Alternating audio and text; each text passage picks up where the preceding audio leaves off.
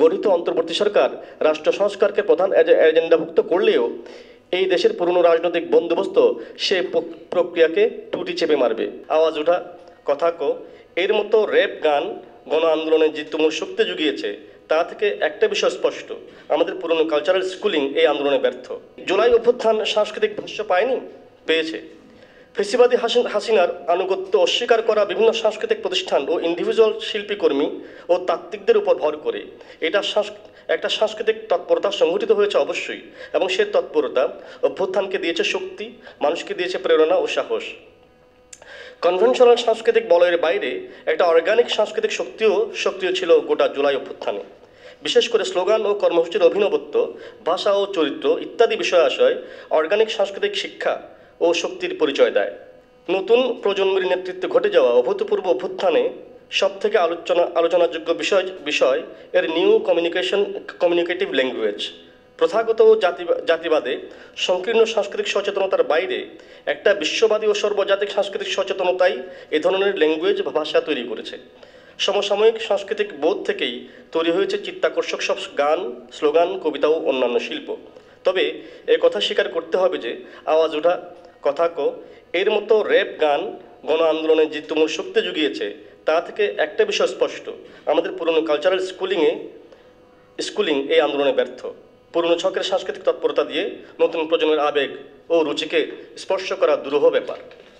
শুধু পুরনো সংস্কৃতির ছকই নয়, আমাদের সাংস্কৃতিক আন্দোলনের দর্শনগত দুর্বলতাও আজ প্রকট।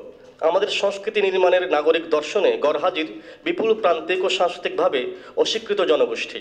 ৭১-এর মুক্তিযুদ্ধের পরের কথাই যদি ধরি, এদেশের সাংস্কৃতিক আন্দোলনের তত্ত্বের কেন্দ্রে থেকেছে জাতীয়তাবাদী শ্রেষ্ঠত্ব।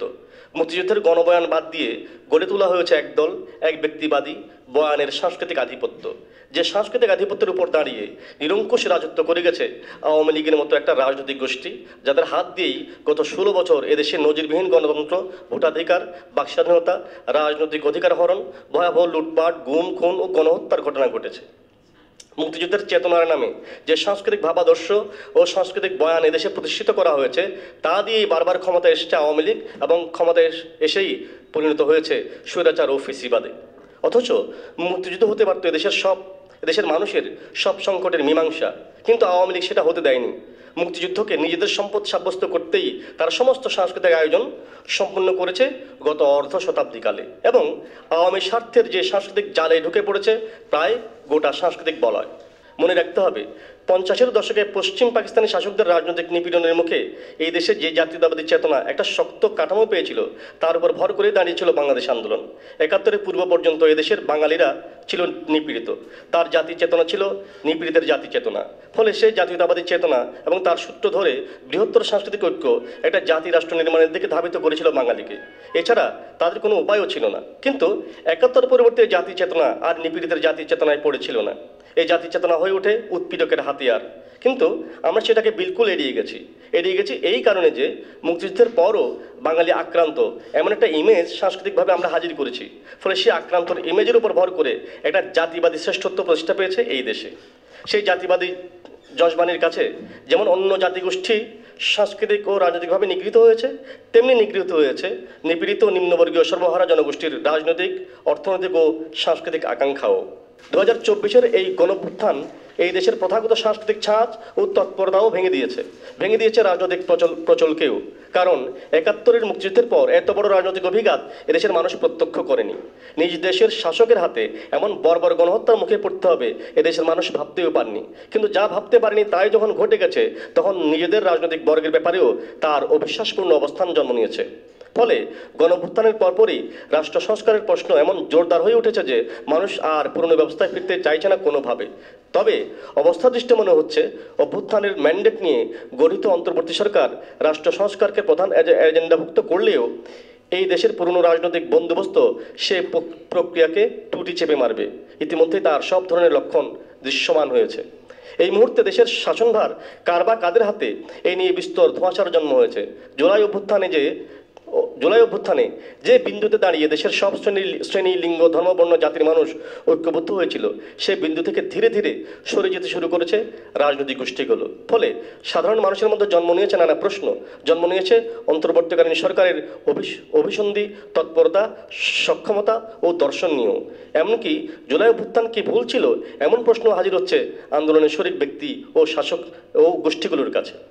গণঅভ্যুত্থানের শরিক শিক্ষার্থী ও সংগ্রামী জনতা চাইছে বাংলাদেশ রাষ্ট্রের শাসনতন্ত্র ও শাসন কাঠামো সংস্কার ও নতুন রাজনৈতিক বন্দোবস্ত। আর রাজনৈতিক দলগুলো চাইছে সংস্কার হোক বা না হোক, দ্রুততম সময়ে নির্বাচন দিয়ে নির্বাচিত রাজনৈতিক প্রতিনিধিদের হাতে ক্ষমতা হস্তান্তর। এবং সেই জন্য সব ধরনের রাজনৈতিক পরিস্থিতি তৈরিতে নানামাত্রিক প্রচেষ্টাও অব্যাহত আছে বলে মনে করা যায়। জানি না কথাটা সঠিক বললাম কিনা, তবে এই কথাটা সঠিক বিবেচনায় বলে রাখতে চাই, জুলাই অভ্যুত্থানের ফল প্রতিটি রাজনৈতিক দল তাদের মতো করে ঘরে তুলতে চাইছে। সেখানে বাগড়া বসালে জুলাই অভ্যুত্থানের নায়কদের ভিলেনে পরিণত করতে রাজনৈতিক দলগুলোর খুব একটা সময় লাগবে না, কারণ দুর্বৃত্তায়িত রাজনৈতিক সংস্কৃতি জুলাই অভ্যুত্থানের সঙ্গে সঙ্গে তিরোহিত হয়েছে এমন মনে করার কোনো কারণ নাই। তবে জুলাইয়ের অভাবিত গণঅভ্যুত্থানের শক্তি নিহিত রয়েছে গণ আকাঙ্ক্ষার মধ্যে, যে আকাঙ্ক্ষার পুরোটাই ধারণ করে আছে দেশের বিপুল ছাত্র শক্তি। সে আকাঙ্ক্ষাকে সাংস্কৃতিক ভাষ্য দেওয়া ছাড়া গণঅভ্যুত্থানকে অর্থবহ করার কোনো বিকল্প নাই। পতিত ফ্যাসিস্ট আওয়ামী লীগের অর্ধশতাব্দীকালের গণবিরোধী সাংস্কৃতিক হেজিমনির বিপরীতে জুলাই অভ্যুত্থানের সাংস্কৃতিক ভাষা নির্মাণ এবং মুক্তিযুদ্ধের গণভাষ্যের সঙ্গে জুলাইয়ের গণভাষ্যকে একাকার করে দিতে পারার সামর্থ্যের উপর নির্ভর করবে জুলাইয়ের টিকে থাকা, অর্থাৎ সাংস্কৃতিকভাবে টিকে থাকা। সংবাদ, ফিচার ও অনুষ্ঠানের জন্য ভিজিট করুন সংবাদ প্রকাশের ওয়েবসাইট এবং যুক্ত থাকুন ফেসবুক পেজ ও ইউটিউব চ্যানেলের সঙ্গে।